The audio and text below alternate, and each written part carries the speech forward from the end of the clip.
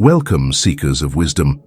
Today we delve into the ancient philosophy of Stoicism, a path that teaches us the virtues of self-control, resilience, and inner fortitude. In this journey, we explore 7 powerful Stoic principles to help us face and overcome the sting of rejection. Rejection, a universal experience, challenges our ego, shakes our confidence, and tests our emotional stability. Yet, in the embrace of Stoic wisdom, we find a way to transform this pain into a profound strength. Join us as we uncover the Stoic guide to dealing with rejection. Before we start, make sure you like and subscribe as well. Go over 7 ways to deal with rejection. 1. Understanding the nature of rejection. First, we must grasp that rejection is not an indictment of our worth, but a reflection of circumstances, preferences, and external judgments beyond our control. Marcus Aurelius, the Roman emperor and Stoic philosopher, reminds us, "You have power over your mind, not outside events. Realize this, and you will find strength." When faced with rejection, remember, it is not you, but the situation that is not aligned with your current path. We must learn to detach our self-worth from the outcome and see rejection as an external event, not a personal failure. 2. Control what you can, accept what you cannot. Epictetus, another great Stoic sage, taught, "Some things are in our control and others not. Focus on your efforts, your growth, and your response to rejection. The opinions and decisions of others fall outside our sphere of control." When rejection arrives, ask yourself, what can I learn from this? How can I grow? This shift from external validation to internal development is the cornerstone of Stoic resilience. Use rejection as a tool for self-improvement. Rejection is a teacher. It reveals to us areas where we can refine our skills, adjust our approaches, and strengthen our character. Seneca, a Stoic philosopher, advises, "Difficulties strengthen the mind as labor does the body." View each rejection not as a setback, but as an opportunity to hone your virtues, sharpen your mind, and deepen your understanding of yourself and the world. 4. Maintain emotional equilibrium. Stoicism teaches us to maintain equanimity in the face of life's ups and downs. Rejection can trigger a whirlwind of negative emotions, anger, sadness, despair. However, by practicing Stoic mindfulness, we can observe these emotions without being swept away by them.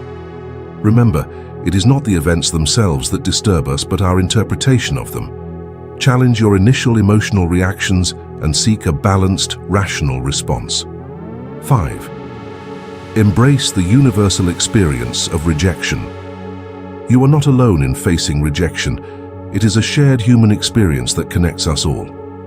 Marcus Aurelius wrote, "Mankind is made for cooperation, like feet, like hands, like eyelids, like the rows of the upper and lower teeth." In the face of rejection, remember that we are part of a larger human tapestry, and each of us encounters these trials. This perspective fosters compassion for ourselves and others, enhancing our sense of community and shared humanity. Cultivate inner freedom and independence. A true Stoic finds freedom in independence from external approval. Your inner peace and happiness should not hinge on others' acceptance or rejection. Epictetus stated, "Freedom is the only worthy goal in life. It is won by disregarding things that lie beyond our control." Embrace your inner citadel, the unassailable part of your spirit that remains untouched by external circumstances. Transform pain into wisdom.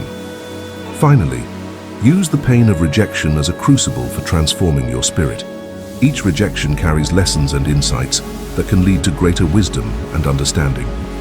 As Seneca observed, "No man was ever wise by chance." Deliberate reflection on your experiences of rejection can illuminate the path to deeper wisdom and a more profound connection with the Stoic virtues of courage, justice, temperance, and wisdom. As we conclude our exploration, remember that Stoicism is not just a philosophy, it is a way of living. It teaches us to embrace rejection as a part of our journey, a step on the path to a more resilient, wise, and virtuous self. Armed with these 7 principles, may you transform the sting of rejection into a force for growth and self-discovery. Until we meet again, continue your pursuit of wisdom and let the Stoic path guide you through the trials of life. What would you do if fear no longer held you back? Imagine standing face to face with the things you dread the most: failure, rejection, loss, and not flinching. Fear is the invisible chain that keeps us from becoming who we're meant to be. But what if I told you that fear is not your enemy? It's your teacher. Today we'll uncover how to overcome fear like a Stoic, like someone who greets life's storms not with panic, but with poise. Let's break those chains. Before we dive in, make sure to subscribe to our channel for more insights on how to master your mind and become unshakable. So, let me ask you, what's holding you back? Is it fear of failure, fear of being judged, or fear of losing something or someone you love? Whatever your answer, remember this: fear only has power if you give it permission. Now let's dive into the 10 Stoic strategies to overcome fear. Understand fear. Fear is a product of the mind, not the world. Epictetus said, "Men are disturbed not by things, but by the view they take of them." This means fear isn't out there in the world, it's inside you. Think about it. When you were afraid of the dark as a child, it wasn't the darkness itself, but what you imagined lurked within it. Remember the last time you procrastinated because you were afraid of failing. The failure didn't happen, but the fear paralyzed you. What if, instead, you had confronted that fear and acted? Ask yourself, is this fear real, or am I letting my imagination run wild? Evil is lurking. Prepare for the worst, but hope for the best. Seneca advised us to imagine the worst-case scenario. Why? Because fear thrives in the unknown. When you mentally rehearse the worst, you take away its power. Let's say you're afraid of public speaking. Picture yourself forgetting your lines. The audience doesn't boo. They wait patiently. You pause, collect yourself, and finish strong. When you realize the worst-case scenario isn't as catastrophic as you thought, fear loses its edge. He who suffers before it is necessary, suffers more than is necessary, said Seneca. By rehearsing the worst, you free yourself to focus on the present. Worry about yourself. If it's outside your control, it's outside your concern. Epictetus taught us that fear often arises from trying to control the uncontrollable. You can't control the weather, other people's opinions, or even the outcome of your efforts, but you can control how you respond. Picture this. You're waiting to hear back from a job interview. Worrying won't change the decision. Instead, focus on what you can do, preparing for other opportunities, refining your skills, and staying grounded. Trying to control everything is like trying to stop your cat from knocking over a glass. It's a waste of energy, and you're going to lose every time. Face your fears head on. The more you avoid fear, the stronger it becomes. Marcus Aurelius wrote, "Do not be ashamed of help. It is your destiny to be pulled by the reins." In other words, lean into discomfort. If you're afraid of rejection, put yourself in situations where rejection is possible. If you fear failure, fail often and fail small. Imagine you're terrified of networking. Start with one conversation. Over time, those small acts of courage build confidence.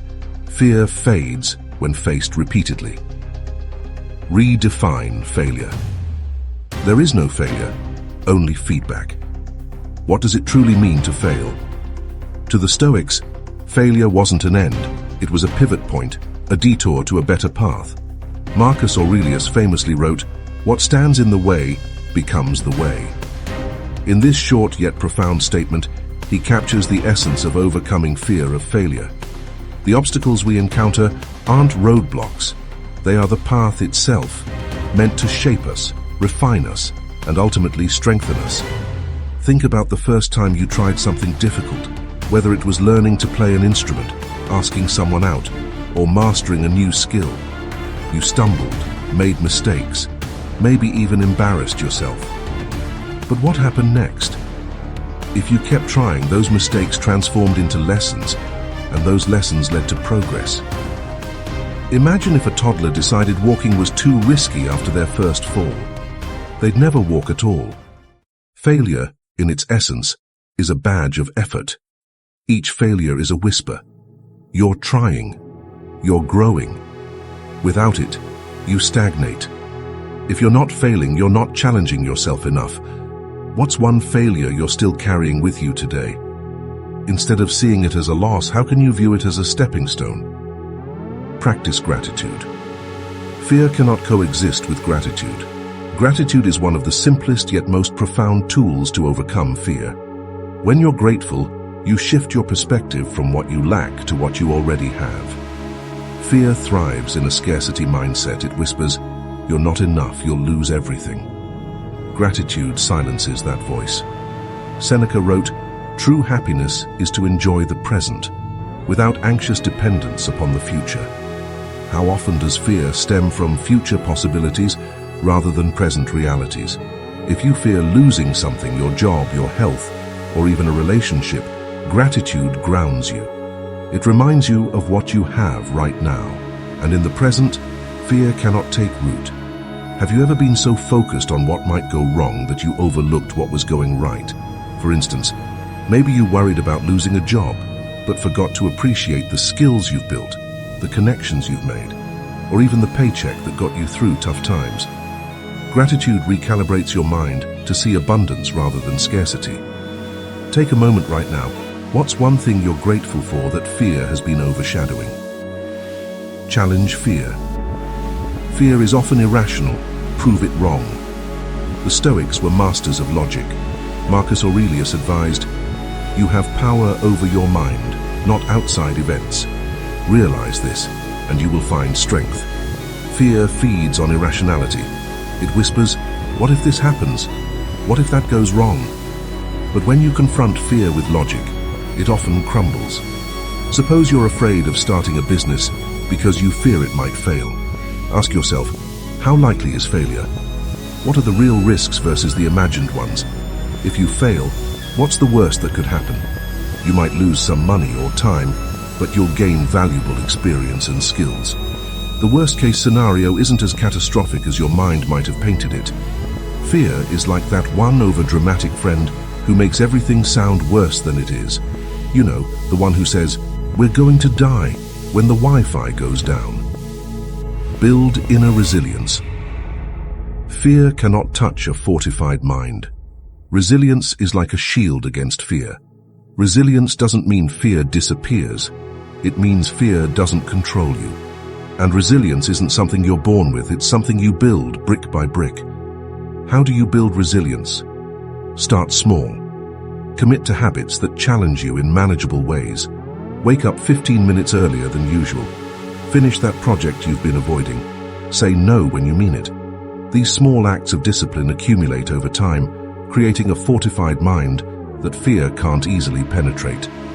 Remember a time when you faced something you thought you couldn't handle, maybe a tough exam, a breakup, or even a loss.